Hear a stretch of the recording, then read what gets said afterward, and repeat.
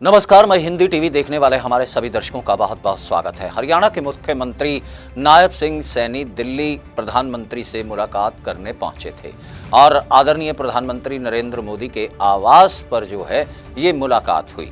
और इस मुलाकात के बाद हरियाणा के मुख्यमंत्री नायब सिंह सैनी ने मीडिया से मुखातिब होते हुए इस बात का हवाला दिया कि प्रधानमंत्री नरेंद्र मोदी से हुई मुलाकात के दौरान हरियाणा के विकास को लेकर जहां चर्चा की गई, तो वहीं हरियाणा के बीच होने वाले विधानसभा चुनावों के दौरान जो है प्रधानमंत्री नरेंद्र मोदी के नेतृत्व में हरियाणा में फिर से तीसरी बार जो है कमल खिलेगा, इस बात का आश्वासन न सिर्फ दिया गया बल्कि इस बात को पुख्ता करने के लिए जिस तरीके की रणनीति हरियाणा में भाजपा की ओर से बनाई गई है उसकी जानकारी भी प्रधानमंत्री को दी गई और विस्तार से चर्चा हुई अग्निवीर योजना को लेकर। इस बात का हवाला मुख्यमंत्री हरियाणा नायब सिंह सैनी ने दिया।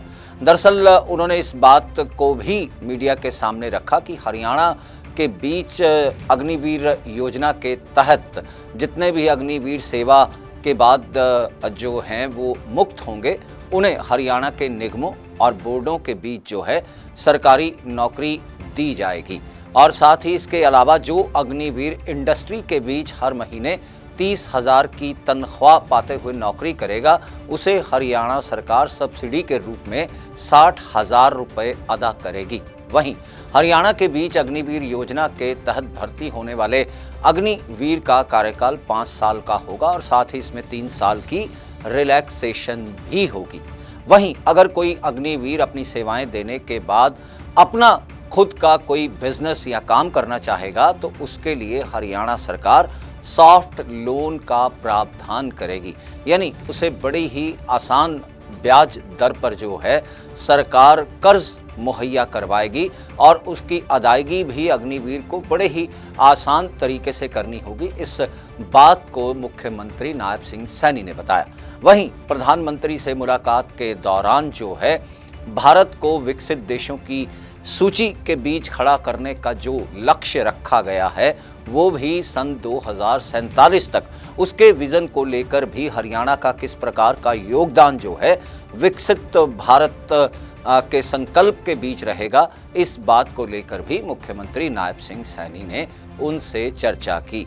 बता दें कि हरियाणा के बीच जो है वो लगातार कई तरह की सरकारी योजनाएं दूसरे प्रदेशों से अधिक लाभान्वित रूप में लाभार्थियों तक पहुंचाई जा रही हैं। मसलन हरियाणा देश में ऐसा पहला प्रदेश है जहां पर वृद्धा पेंशन और साथ ही साथ कुंवारों तक को भी पेंशन प्रावधान किया गया है। और साथ ही बता दें कि देश में ऐसा पहला राज्य हरियाणा है जहां पर बुजुर्गों को या विधवाओं को या फिर कुंवारों को दी जाने वाली पेंशन राशि पूरे देश में सबसे अधिक है। इसके लिए जो है कई तरीके की योजनाएं और भी चलाई जा रही हैं, जिसके तहत श्रमिक वर्ग हो या फिर दूसरे बीपीएल परिवार हों, उनको भी लाभ पहुंचाया जा रहा है।